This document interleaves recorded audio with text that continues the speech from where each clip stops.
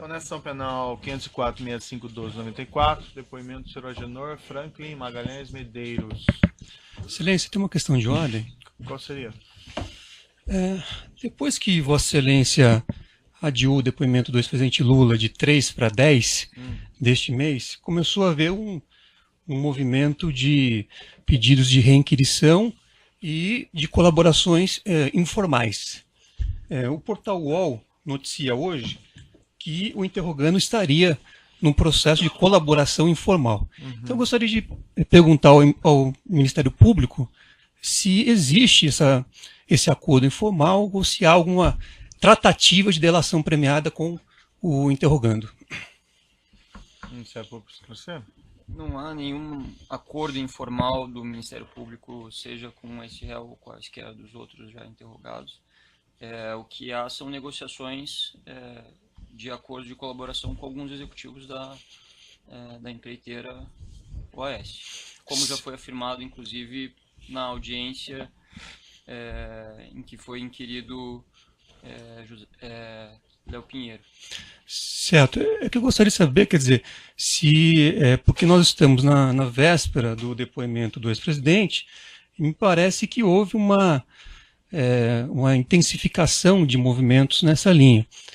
E a defesa precisa saber o que está acontecendo, porque se essas negociações estão ocorrendo nesse período, me parece que há um prejuízo claro para a defesa, porque não se sabe em que situação que o interrogando está depondo, né? Hoje ele não tem formalmente o compromisso de dizer a verdade, ao contrário, e essas conversas que estão ocorrendo com o Ministério Público parecem colocar a defesa numa clara desvantagem na relação processual. Então é preciso que haja transparência e que se diga quais são as pessoas que estão em negociação e qual o status dessa negociação. Acho que o Ministério Público já esclareceu, doutor, que existem negociações em andamento e que envolvem, inclusive, o depoente em questão, não é? Não participo dessas negociações, não saberia dizer. Sim. Pode passar o microfone, por gentileza? Doutor Cristiano, sim, existem tratativas em andamento, não existe nenhum acordo formalizado e a orientação de falar a verdade e de colaborar parte da defesa, que eu estou assumindo agora, não só nesse caso como nos outros. E é um direito que lhe assiste. Então, resolvida a questão, né, doutor? Não, excelência, eu gostaria de ter a palavra.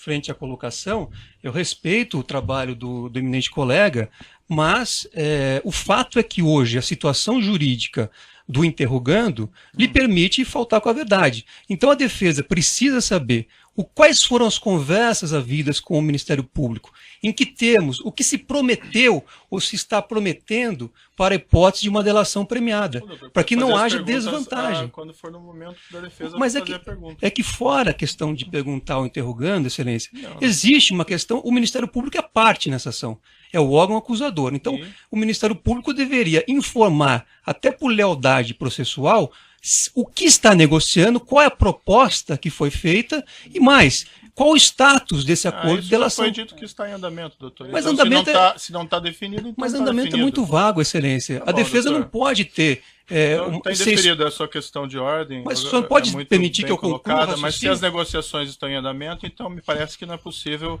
solicitar que seja informado exatamente o que irá conter um eventual e ainda incerto acordo de colaboração. Certo, eu só gostaria de terminar o raciocínio, se Vossa Excelência permitir, apenas que a defesa tenha a palavra, possa fazer o seu registro.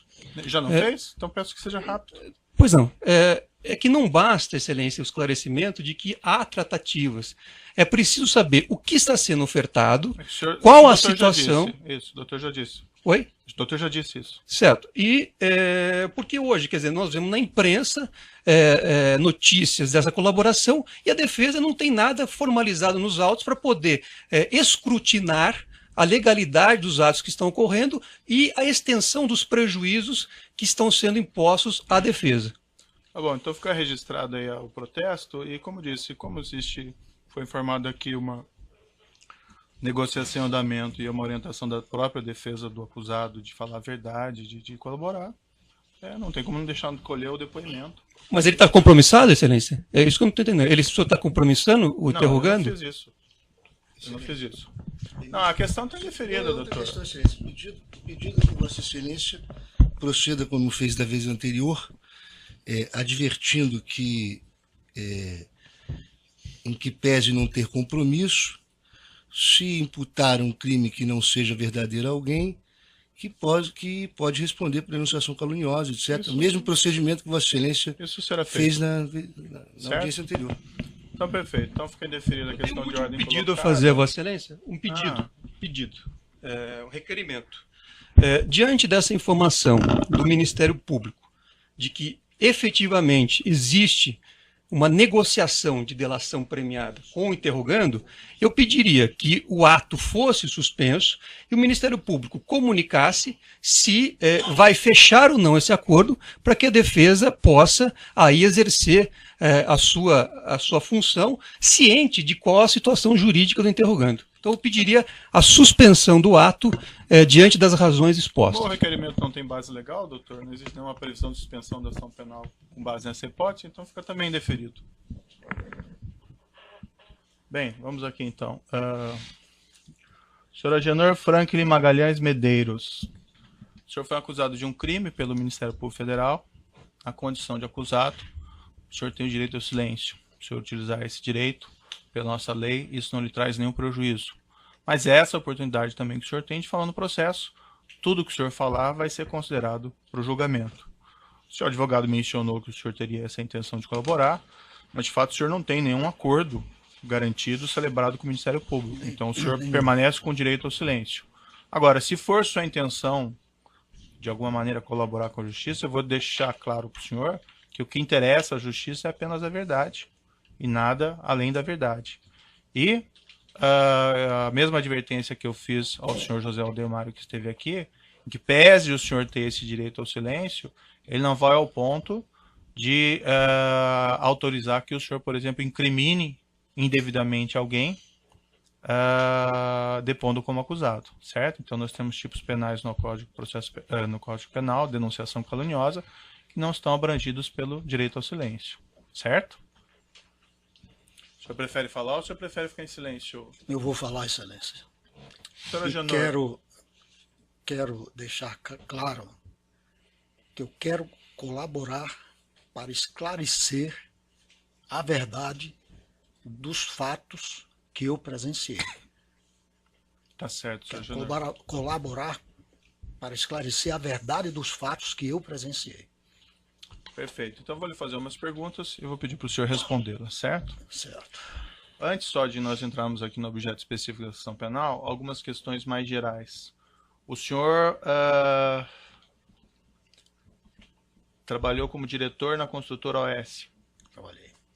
O senhor pode me dizer o período que o senhor trabalhou como diretor na construtora OS? Eu trabalhei como diretor de janeiro de 90 até 14 de fevereiro de 2014, quando eu fui preso.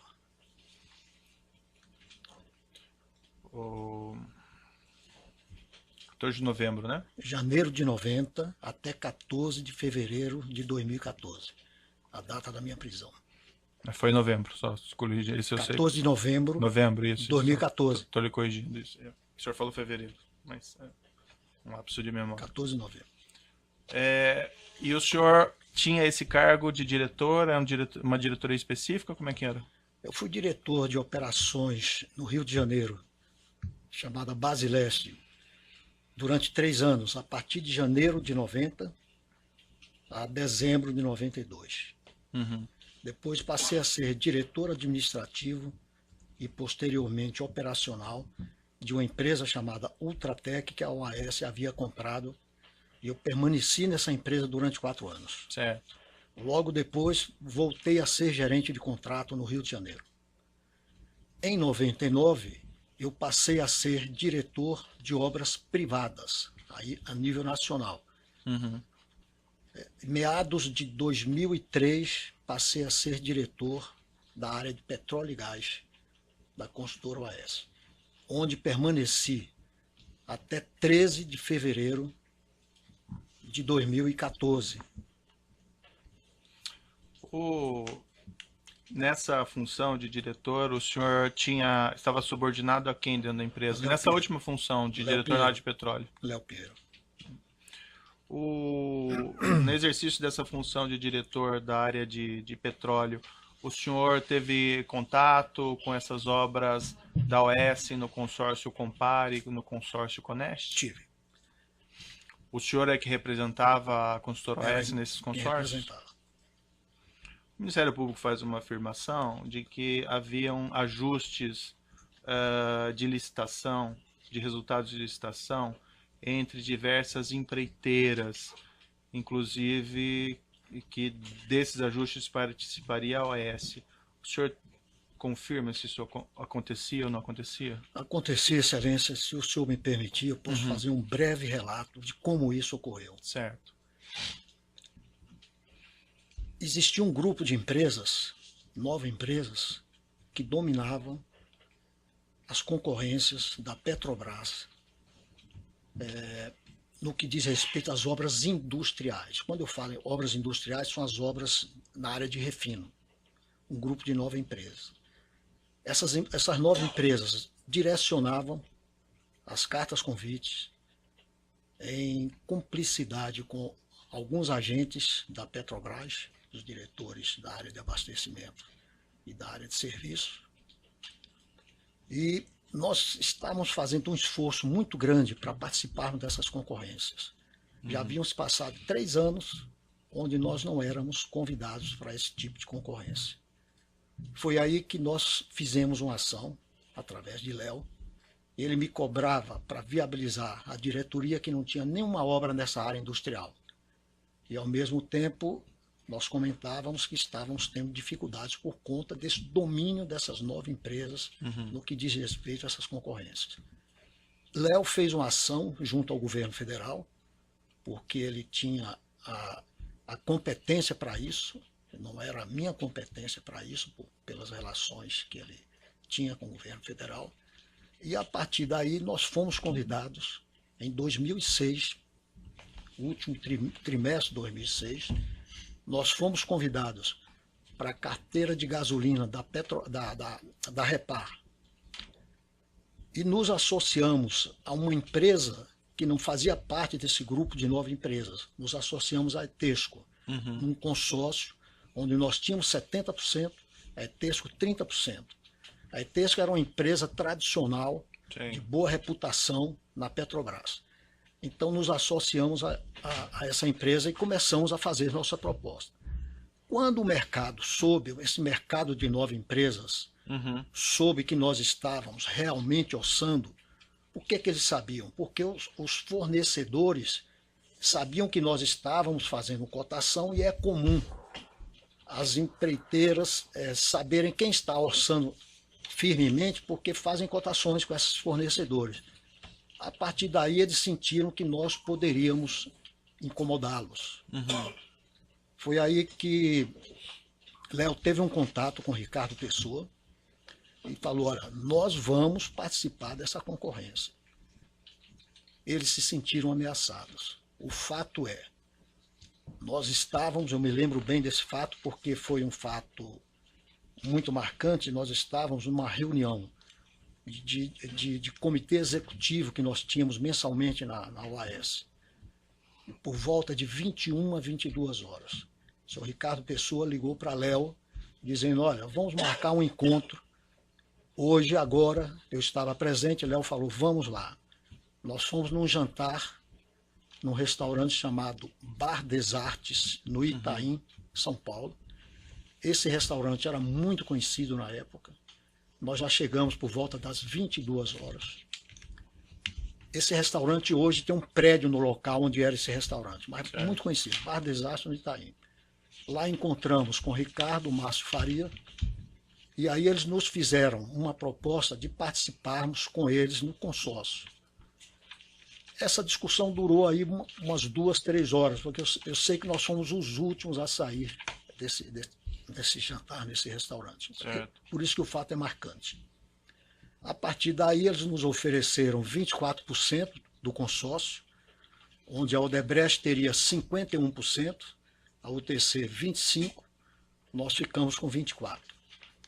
Posteriormente, nós tratamos com a ETESCO, que tinha 30% desses 24, ia ficar com 6, poucos por cento, e acertamos a saída da ETESCO. Certo. Ficamos sozinhos nesse consórcio com 24% e liderança da Odebrecht. O fato é que, naquela oportunidade, nos foi dito, tanto por Márcio Faria quanto por Ricardo Pessoa, que nós teríamos que contingenciar na proposta 2% para atender a compromissos políticos. Entendemos que ali teria agentes públicos e agentes políticos. Não sabíamos quem, porque estávamos ainda iniciando nesse processo. Certo. E que as propostas de cobertura para essa concorrência já estariam organizadas. Isso foi informado na reunião. Foi informado nesse encontro. Então, O fato é que tinham outros pacotes na Repar, tinha um pacote do COC, tinha um pacote do offsite da Repar, onde o pacote do offsite tinha um consórcio da Mendes Júnior, Cetal e Promon. E o pacote do COC ficou com a Camargo Correia. Então, esses 3 pacotes, as empresas mutuamente fizeram coberturas mútuas. O fato é que esses 3 pacotes foram ganhos por essas empresas que eu me relacionei. certo. Nós assinamos esse contrato da Repar 30 de agosto de 2007. Valor aproximado aí de 2 bilhões. E com aditivos aproximadamente 2 bilhões e 400. Essa obra durou de 2007 a 2012 aproximadamente. O fato é que para fazer os pagamentos das vantagens indevidas a esses agentes foi feito no instrumento de constituição de consórcio. Tinha um aditivo que se dizia o seguinte: vamos pagar um FII de liderança. O consórcio pagaria um FII de liderança para a Odebrecht, no valor de... Houve 2 aditivos, no caso. O valor final para a Odebrecht ficou na faixa de 33 milhões e meio. Sei. E para a UTC, 20 milhões e meio. A UTC tinha 25% e tinha um FII de liderança. Sei. Então, a somatória desses 2 FIIs de liderança totalizaram 54 milhões aproximadamente. Esses foram os valores que o consórcio repassou para o caixa da Odebrecht, para o caixa da UTC, para atendimento de vantagens indevidas a agentes públicos e políticos. Nós imaginávamos quais seriam esses agentes, mas não tivemos conhecimento de quanto foi para cada agente público e para cada agente político, Entendi. e nem a forma como isso foi feito.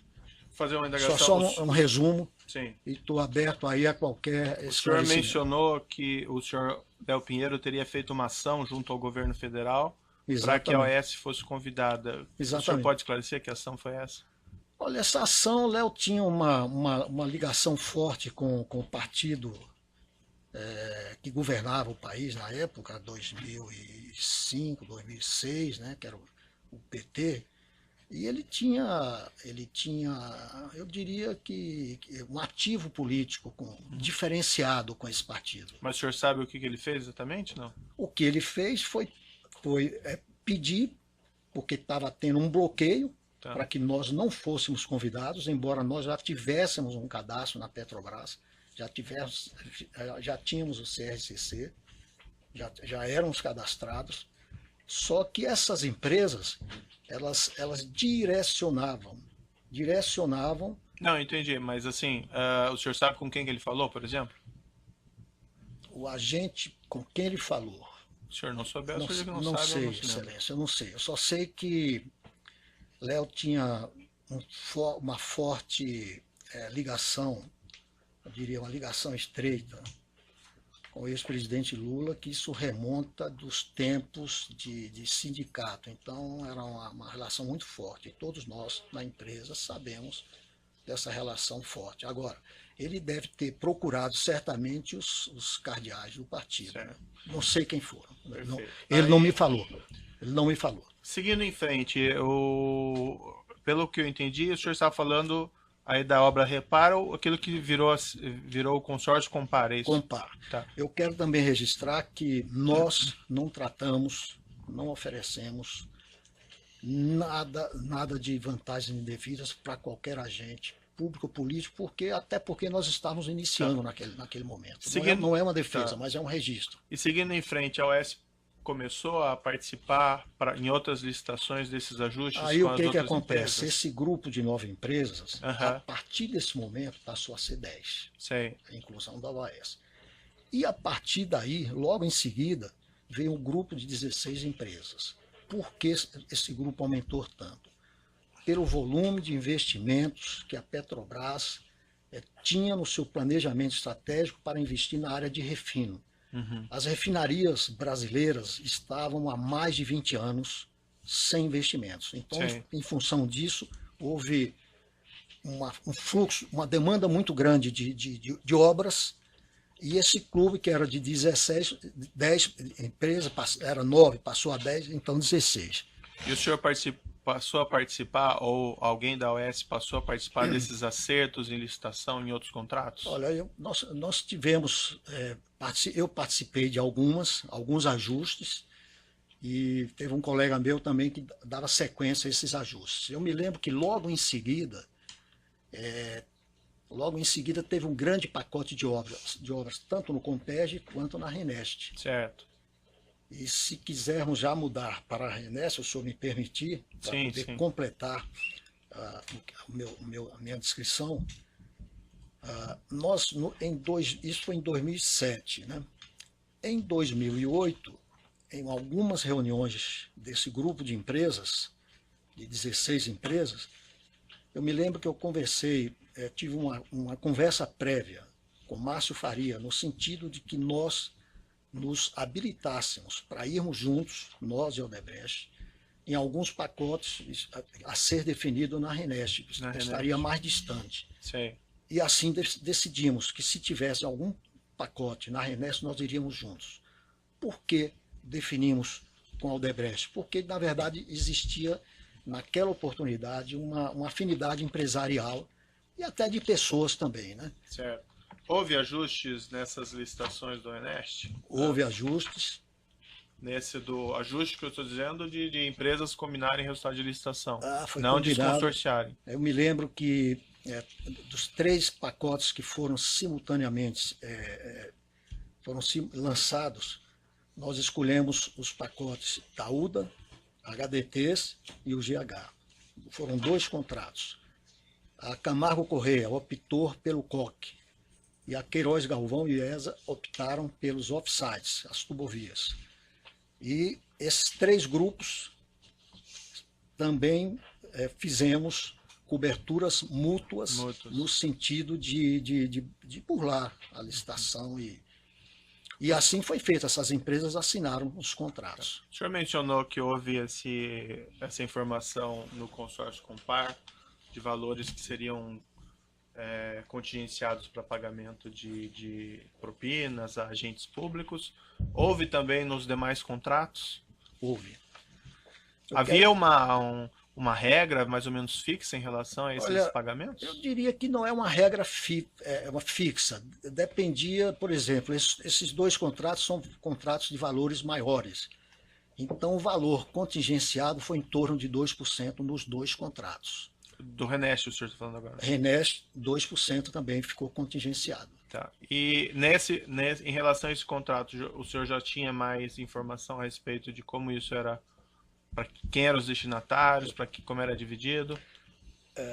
Excelência, o que ficou claro a partir do momento que nós assinamos o contrato da Repar é que os agentes da Petrobras que atuavam nesse trabalho eram as diretorias de serviço e abastecimento. No caso, o senhor Renato Duque, diretoria de serviço, e o senhor Paulo Roberto, abastecimento. Aliado ao Pedro Barusco, que era uma pessoa de gerência executiva, quase no nível de diretor, que atuava na área de serviço. Então, esses 3 aí, ficou claro, embora nesses 2 contratos, nós da OAS não tratamos com nenhum deles esses valores. Por quê? Porque tinha uma liderança forte, que era a liderança da Odebrecht. A Odebrecht é uma empresa que já atuava nesse setor há muito mais tempo do que nós. Então, esses agentes tinham a preferência de atuarem com a Odebrecht do que uma empresa iniciante que éramos nós. Estou querendo tirar a nossa responsabilidade Entendi. do fato. E o senhor mencionou que havia uma destinação política também. O Tinha. senhor pode esclarecer? No caso da Renest, ficou muito claro, me foi dito por Márcio Faria, e assim foi feito, que ele havia estabelecido um valor absoluto. Ao invés de falar em percentual, por se tratar de uma obra de grande valor, esses dois contratos da Renest totalizaram 4,7 bilhões aproximadamente. Nós tínhamos 50%, mas a liderança era da Odebrecht. E ele, Márcio, havia acertado um valor de 72 milhões para pagamento de vantagens indevidas, onde cada empresa arcaria com 36 milhões. Desses 72, o consórcio, através de distribuição de dividendos, distribuiu para a Odebrecht 36, para a OAS 36, onde quais seriam as responsabilidades de cada empresa. A Odebrecht se encarregou das as responsabilidades com relação aos agentes da Petrobras, onde se chamava